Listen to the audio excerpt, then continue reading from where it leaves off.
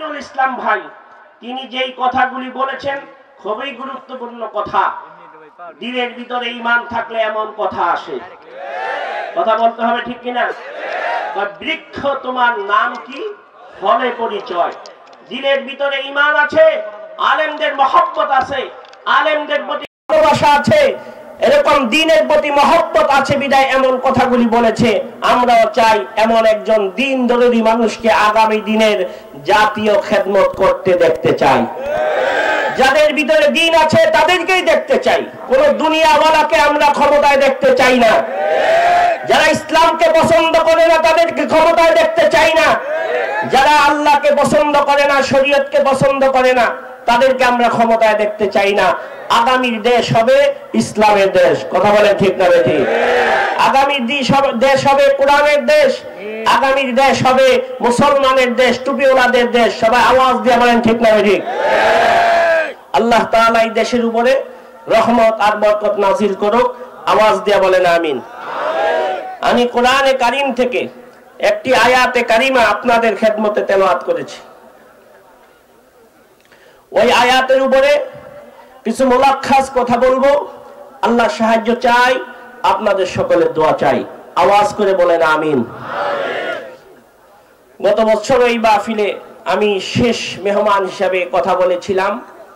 এবার যেহেতু আমাদের স্নেহের ছোট ভাই, বাংলার তরুণ প্রজন্মের অহংকার, মজলুম আলেমী দ্বীন হযরত মাওলানা রফিকুল ইসলাম মাদানী তিনি আসবেন, আপনাদেরকে নিয়ে কথা বলবেন, আগামী দিনের চিন্তাধারা নিয়ে কথা বলবেন। আল্লাহ তাআলা তাকে সুস্থ অবস্থায় আমাদের মাহফিলে আসার তৌফিক দান করুক, বলেন আমিন। মোহতারাম হাজিরিন, যে আয়াতটা আমি আপনাদের খেদমতে পড়েছি, মোটামুটি সার কথাগুলি বলতে গেলে আধা ঘন্টা 40 মিনিট সময়, মোটামুটি 1 ঘন্টার মতো কিছু সময় লাগতে পারে। আপনাদের কষ্ট হবে? আলোচনা শুরু করলে থাকবেন না ভাগবেন? দেখি কারা কারা থাকবেন না।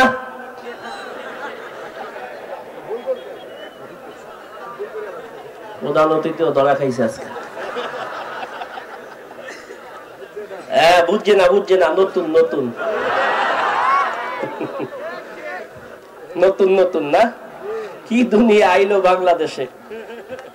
কয়দিন আগে গেছিল মুরব্বি 2 বার কইলেই বেজাল, আবার এর আগে কিছুদিন গেছে বসেন 2 বার কইলেই বেজাল। শেখ আহমদুল্লাহ ওই যে ত্রাণ দিতে যায় বলছে এই বসেন, সব আইসা দিছে। আবার নতুন করে চলতেছে নতুন আবার চলতেছে সোনামণি। দুনিয়াটা খাইলো বাইরালে, দুনিয়াটা কিসে খাইলো? বাইরালে খাইছে।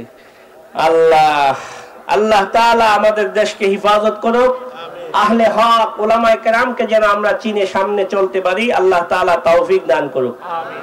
আমি যে কোরআনে কারীমে যে আয়াতটা পড়েছি, ওই আয়াতের শানে নুজুল প্রেক্ষাপট প্রায় বিভিন্ন তাফসীর থেকে আমি দেখেছি প্রায় 9টার উপরে শানে নুজুল প্রেক্ষাপট।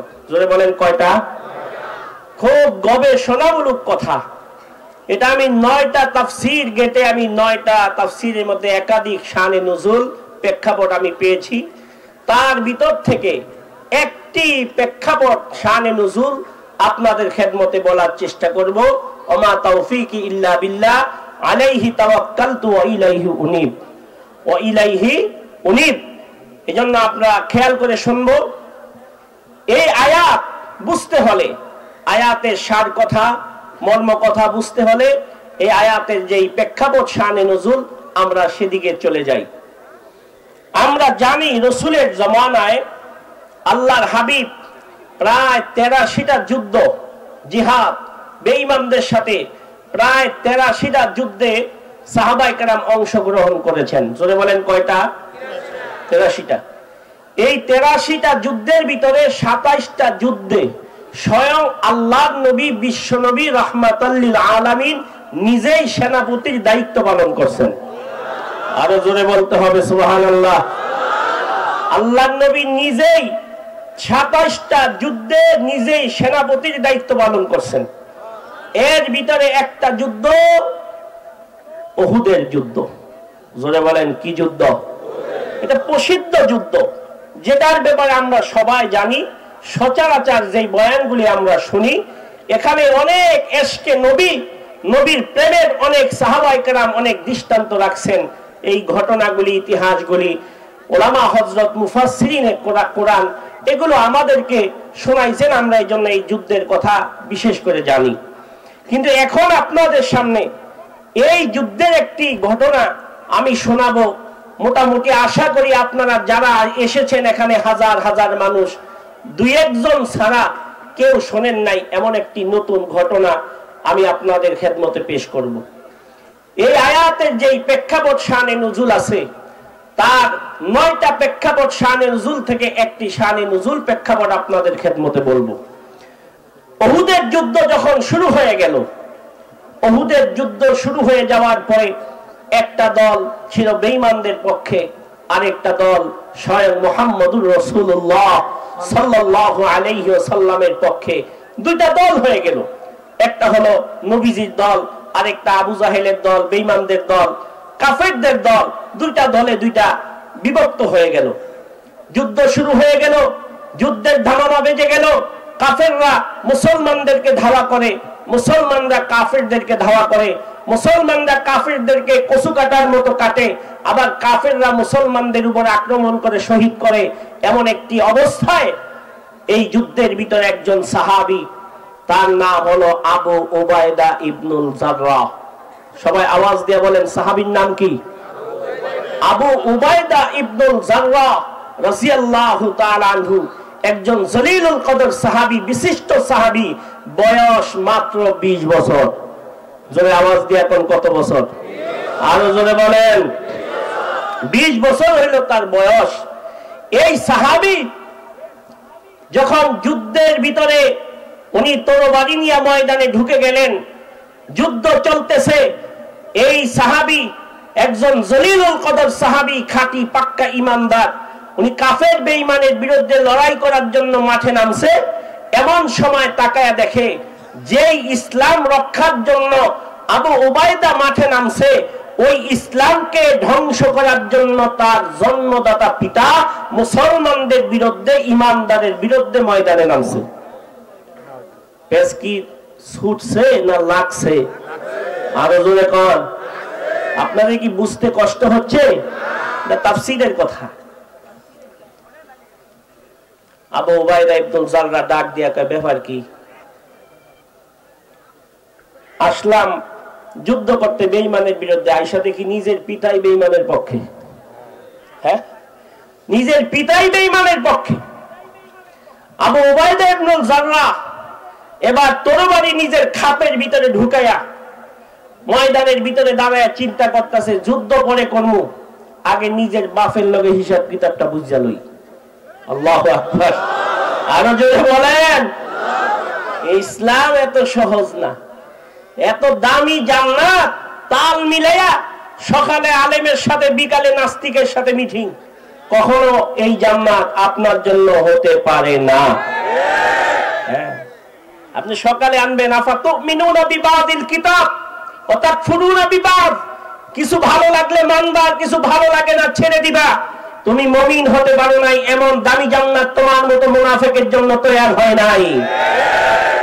আবু উবায়দা ইবনুল জাররাহ রাদিয়াল্লাহু তাআলা আনহু তরবারি ভিতরে ঢুকাইয়া পিছন দিক থেকে দৌড়াইয়া নিজের বাবার কলার দইরা টানতে টানতে ময়দানের বার করে নিয়ে আইছে, ময়দানের বাহিরে নিয়ে আসছে। বাহিরে নিয়ে আসার পরে এবার আবু উবায়দা ইবনুল জাররাহ ডাক দিয়া, আব্বা, যে ইসলাম রক্ষার জন্য আমি জমিনে আসছি, ময়দানে আসছি, আর ওই ইসলাম ধ্বংস করার জন্য আপনি ময়দানে আসছেন, সময় আছে, এখনো ময়দান থেকে বের হন, না হয় কিন্তু আমি আব্বা টাব্বা চিনতাম না। যারা বলতে হবে আল্লাহু আকবার। ভাইয়েরা আমার, বন্ধুরা আমার, আবু উবায়দা ইবনুল জাররাহ রাদিয়াল্লাহু তাআলা আনহু ডাক দেয়া, আব্বা, যে ইসলাম রক্ষার জন্য আমি জিহাদের ময়দানে হাজির হয়েছি, আমি ঈমান রক্ষার জন্য যেই জিহাদের ময়দানে হাজির হয়েছি, ওগো আব্বা জান, ওই ইসলাম আপনি বিতাড়িত করার জন্য, ইসলামকে পৃথিবীর থেকে ধ্বংস করার জন্য আপনি ময়দানে নেমেছেন। আপনি চলে যান, যান বাড়ি চলে যান। যদি বাড়ি না যান তাহলে আপনার জানা দেই, আমি আব্বা টাব্বা কিন্তু মানব না। এই জিহাদের ময়দান কোন আব্বা ছেলের পরিচয় নয়, এই জিহাদের ময়দান হলো কাফের আর ইমানদারের পরিচয়। আরো জোরে ভাইরা আমার, বন্ধুরা আমার, আবু উবাইদা কেমন ইমানদার তাফসীরের কিতাবে লেখে, তাফসীরে ইবনে কাসিরের মধ্যে লেখে। এবার আবু উবাইদার পিতা জাররা ডাক দিয়া কয়, ওরে আবু উবাইদা শুনে নাও, আমি যতক্ষণ মুহাম্মাদের গর্দান না ফালামু, মুহাম্মাদের গর্দান আমি যতক্ষণ না কাটবো ততক্ষণ আমি ময়দান ছাড়ব না। আবু উবাইদা ডাক দিয়া কয়, আব্বা আমার নবীর গর্দান কাটার আগে আমি আবু উবাইদা তোমার গর্দান কেটে ফেলবো। এই আস্তে আস্তে জোরে বলেন মিয়া। হাজার হাজার মানুষ আওয়াজ দেয়, সামনে কয়েকজনে, পিছনের লোকেরা কি বুবা? জোরে বলেন আল্লাহু আকবার। জবানটা দিবেন কারে মিয়া? জবানটা দিবেন কারে? জবানটা কে দান করছে? জীবন বইরা তো স্লোগান দিতে দিতে জবানটারে নাফাক করে লাইছেন। উমুক ভাইয়ের চরিত্র ফুলের মতো পবিত্র, নামাজ পড়ে না একক্ত। এই স্লোগান দিতে দিতে তো জীবনটা ধ্বংস করছেন। রংসা খাই খালি কুদছেন, হাফ প্যান্ট খুললে থাকে, এক হাতে হাফ প্যান্ট ধরে আরেক হাতে কুদে, তাও এর কুদাকুদি বন্ধ হয় না। 16 বছর তো এগুলি আমরা দেখেছি। জবানের মালিক দুনিয়ার কোন মানুষ না। জোরে আওয়াজ দিয়ে বলেন জবানের মালিক কে? আর আওয়াজ দিয়ে বলেন কে? আল্লাহর দেওয়া জবান আল্লাহকেই দিতে হবে, ঠিক কিনা?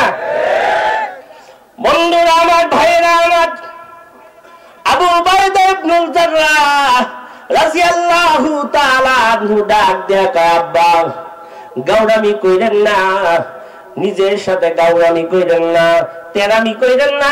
যান, আপনি আমারই জন্ম দিছেন, আপনি আমারে ছোট কাল থেকে লালন পালন করে বড় করেছেন, এই জন্য আপনার উপরে আমি সর্বপ্রথম হামলা করি নাই, তরবারি চালাই নাই, ময়দানের বাহিরে আইসা আপনারে বুঝাইবার জন্য চেষ্টা করেছি।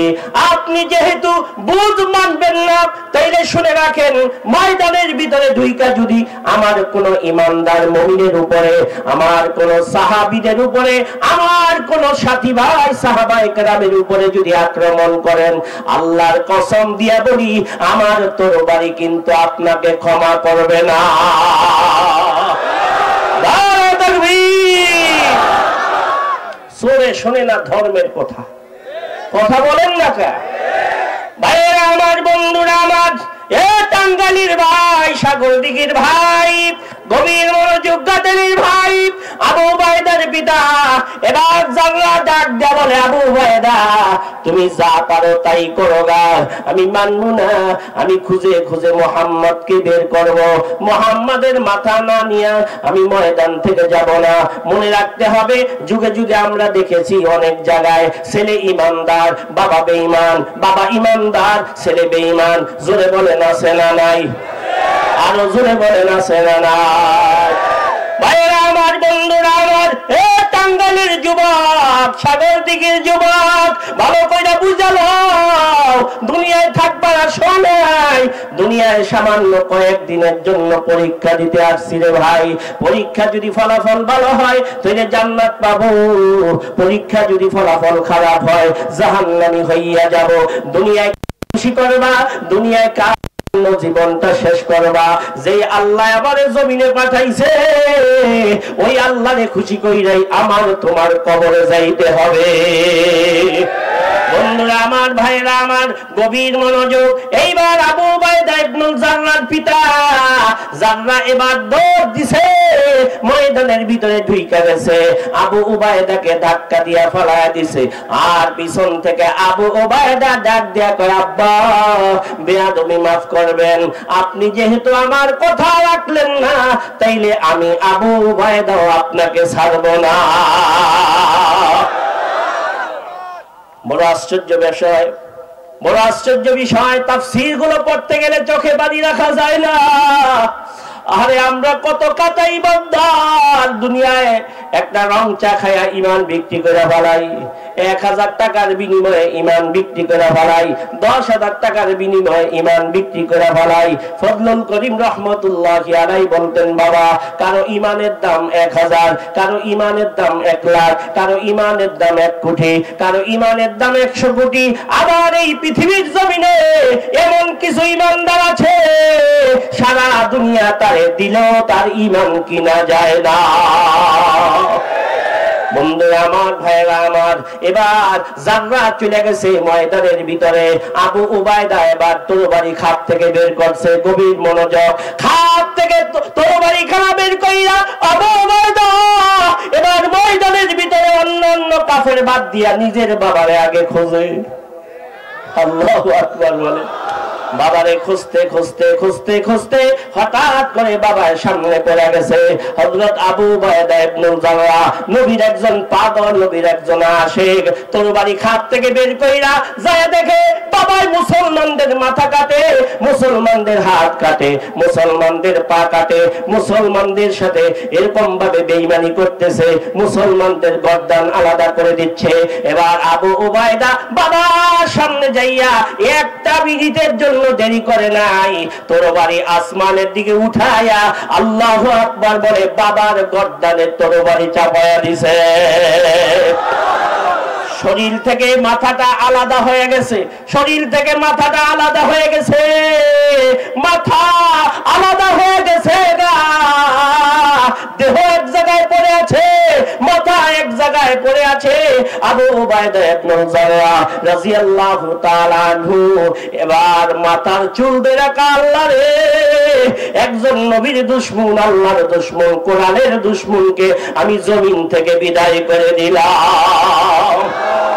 इस बात की कर आहन बिदे ताहे शहादत, अरे इस बात की कर आहन बिदे ताहे शहादत, ऐ सुन्नत महबूब खुदा दीनों में हुज्जत, ऐ सुन्नत महबूब खुदा दीनों में हुज्जत, गाजी है हमें गरह फता वरना शहादत, आइंदा मिले वरना मिले समझ गनीमत, आइंदा मिले वरना मिले समझ गनीमत, बातिल से दबने वाले आयस्मा नहीं हम, सौ बार कर चुका है तो इम्तिहा हमारा, सौ बार कर चुका है तो इम्तिहा हमारा। चिৎকার মেরে হবে আল্লাহু আকবার। মুসলমান ভাইরা রে আমার, কষ্ট হচ্ছে নাকি? মুসলমান ভাইরা রে আমার, এ টাঙ্গাইলের ভাই, সাগর দিঘির ভাই, গভীর মনোযোগ। এইবার পিতা জাররার মাথার চুল দইরা, মাথার চুল দইরা এবার মাথাটুকু নাড়াইতে নাড়াইতে, মাথার চুল দইরা নাড়াইতে নাড়াইতে নাড়াইতে নাড়াইতে আল্লাহর নবীর কাছে যায়, কই ইয়া রাসূলুল্লাহ, ইয়া হাবিবাল্লাহ, সাদাকা বি উম্মি, ইয়া রাসূলুল্লাহ, ইয়া হাবিবাল্লাহ, আল্লাহর নবী গো, আমি আবু উবাইদা আপনার জন্য একটা হাদিয়া এনেছি। আল্লাহর নবী কয়, আবু উবাইদা কি হাদিয়া আনছো?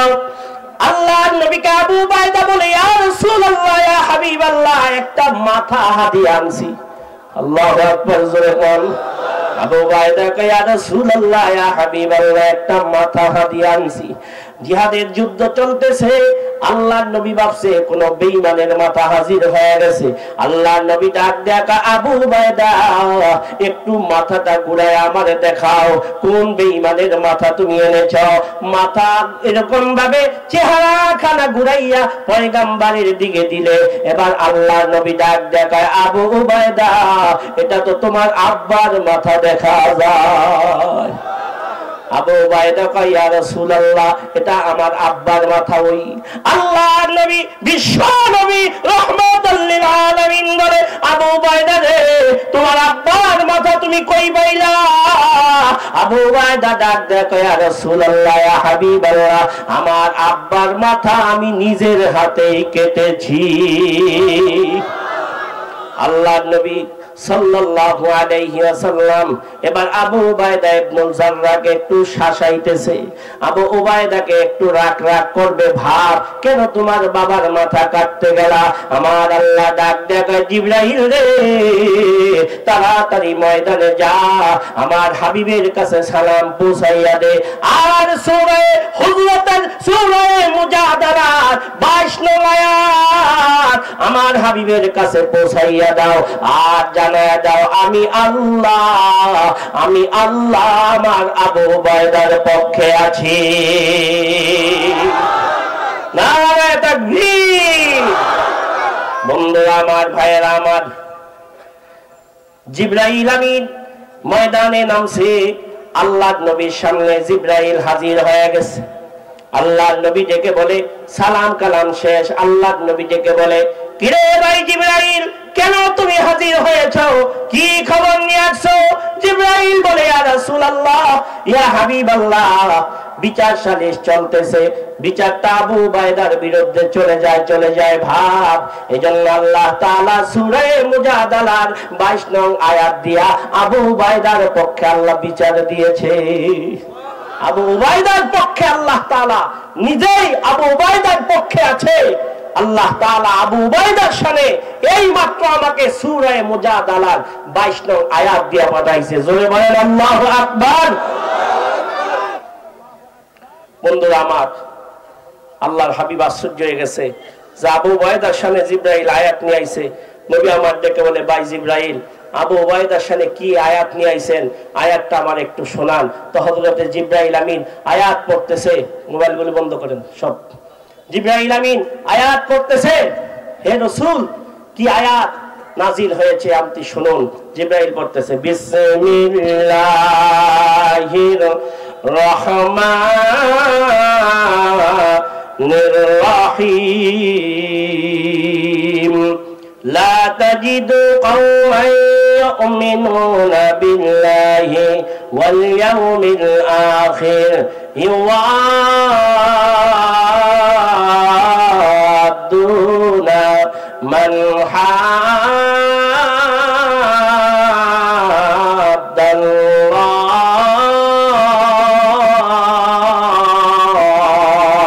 الله ولو كانوا آباءهم أو أبناءهم أو إخوانهم أو عشيرتهم। জিবরাইল আমিন এবার আল্লাহর নবীকে বলেন, ইয়া রাসূলুল্লাহ, ইয়া হাবিবাল্লাহ, আল্লাহর নবী গো, আল্লাহ তাআলা আয়াত দিয়ে পাঠাইছেন যারা আখিরাত বিশ্বাস করে, যারা আল্লাহকে বিশ্বাস করে, যাদের অন্তরে নবীর প্রেম আর ভালোবাসা আছে, এই মানুষগুলো কখনো আল্লাহর দুশমন নবীর দুশমনের সাথে আপোষ করে চলে না। এই কথাটা কার? আরো জোরে কোন? আল্লাহর নাম আস্তে কইলে আমার মাথা গরম হয়ে যায়। জোরে কোন আল্লাহু আকবার। আরে মিয়া, জমিনে ছিলাম না এক সময়, এখন আছি, এক সময় জমিনে থাকবো না। আল্লাহর জমিনে আল্লাহর দ্বীনকে কায়েম করার জন্য জান মাল সব কিছু দিয়ে জীবনকে উৎসর্গ করতে হবে। লিল্লাহি তাকবীর, লিল্লাহি তাকবীর। দিন ইসলাম, মোবাইল বন্ধ করে দিন ইসলাম।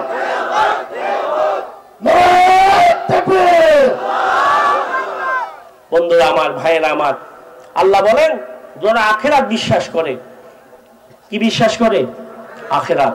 যারা আল্লাহকে বিশ্বাস করে, যারা আল্লাহ রাসূলের প্রেম যাদের সিনায় আছে, তারা কখনো বাতিল বেঈমানের সাথে, নাস্তিক বেঈমানের সাথে আপোষ করে না। কথা বলেন ঠিক না বেঠিক? এই দেখেন, এই কথাটা আল্লাহ তাআলা বলে যদি শেষ করে দিতেন, এখানে এশকাল থেকে যেত, প্রশ্ন থেকে যেত, কিন্তু আল্লাহ তাআলা এই কথাটা এখানে বলে শেষ করেন নাই। পরে শব্দে আল্লাহ তাআলা ভাঙ্গা ভাঙ্গা বুঝাইতেছে, ওয়ালাউ কানু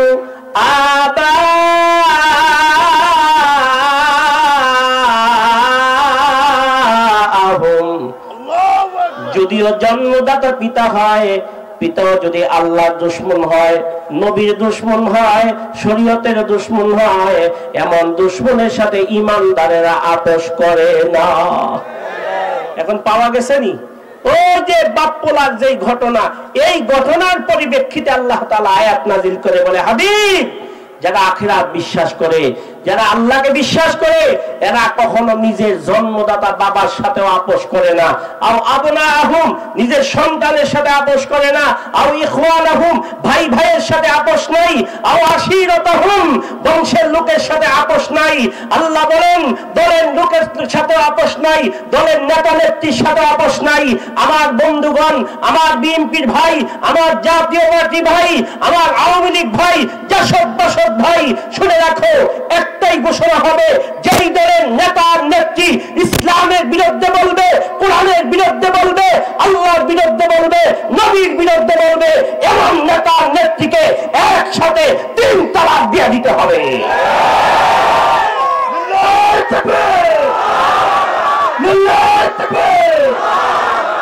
ইসলামের শত্রুরা, ইসলামের শত্রুরা মাতৃকাতার নিবাচ্চা, দিন ইসলাম জিন্দাবাদ, লিল্লাহি তাকবীর। সাহাবায়ে কেরাম এই মহব্বতের দৃষ্টান্ত রেখে গেছে। আল্লাহু আকবার বলেন, আওয়াজ দিয়ে বলেন। সাহাবায়ে কেরাম এই মহব্বতের দৃষ্টান্ত রেখে গেছে। সাহাবায়ে কেরাম দেখাইছে মহব্বত করলে আল্লাহর নবীকে কিভাবে মহব্বত করতে হয়। সুবহানাল্লাহ কোন। যেমন এক আয়াতের ভিতরে আল্লাহ তাআলা বলেন, সূরা বাকারার 2 নম্বর পৃষ্ঠা শেষের দিকে আল্লাহ কি কয় শুনেন, ওয়াইদা কিলা লাহুম আমিনু কামা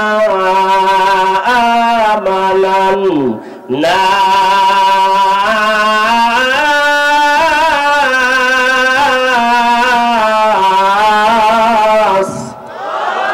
আল্লাহ বলেন, হে ঈমানদারেরা, ঈমান আনো কামা আমানান নাস, মানুষেরা যেমন ঈমান আনছে।